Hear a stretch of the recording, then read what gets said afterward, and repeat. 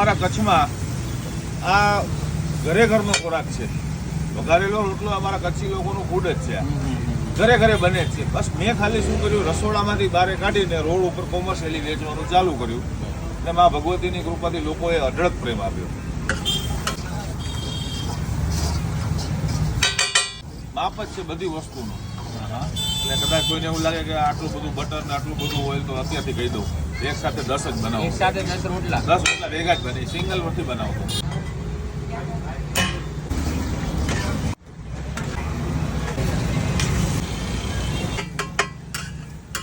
70% સુધી onion fry થઈ જાય, પ્રોપર નહીં.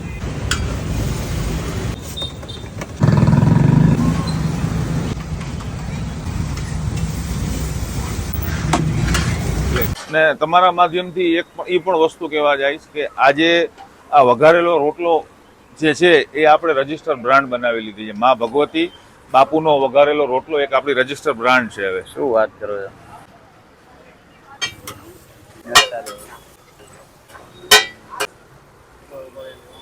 આ થઈ ગયો રેગ્યુલર જે ફેમસ રોટલો છે.